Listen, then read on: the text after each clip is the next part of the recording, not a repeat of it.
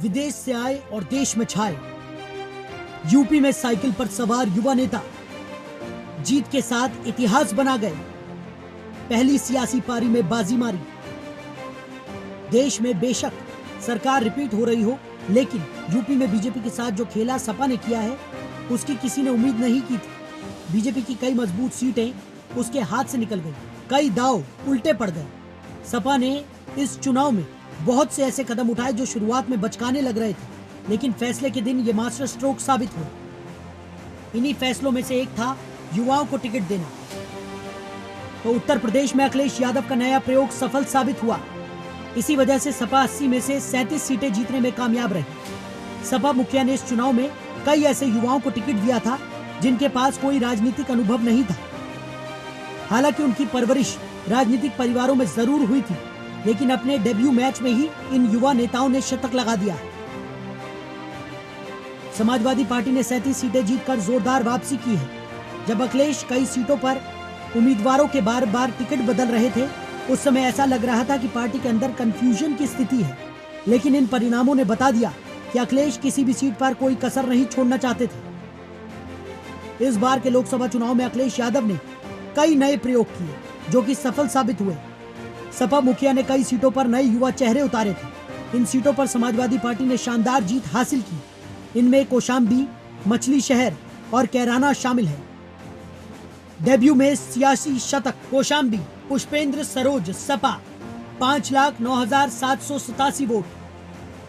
Vinod Sonkar BJP 4,05,843 vote. Vinod Sonkar 1,03,944 वोटों से हारे। कैराना इकरा चौधरी समाजवादी पार्टी 5,80,013। प्रदीप चौधरी बीजेपी 4,58,897। इकरा चौधरी ने 69,000 वोटों से जीत हासिल की। Machhlishahr Priya Saroj Sapa 4,51,292। BP Saroj BJP 4,15,442। BP Saroj 35,850 वोटों से हारे। तो सपा के इस मास्टर कार्ड का कोई तोड़ किसी के पास नहीं दिखा।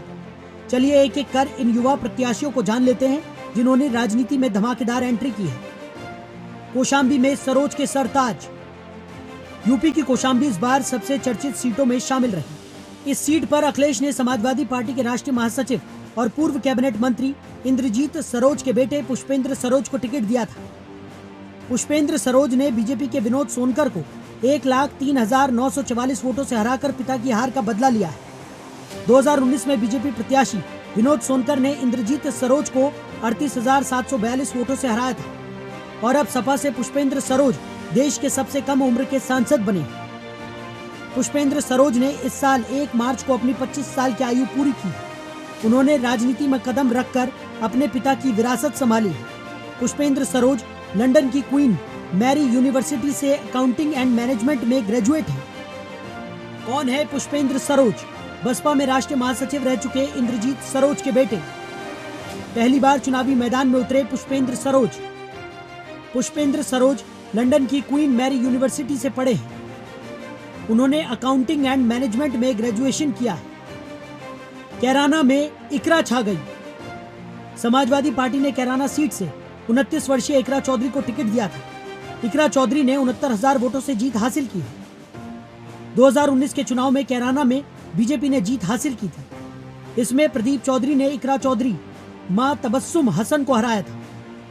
चौधरी को 5,66,961 वोट मिले थे।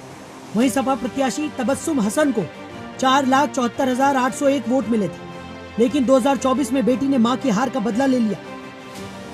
कौन है इकरा चौधरी? दिल्ली यूनिवर्सिटी से ग्रेजुएशन किया। यूनिवर्सिटी ऑफ लंदन से मास्टर्स किया। कैराना से विधायक चौधरी नाहिद हसन की छोटी बहन।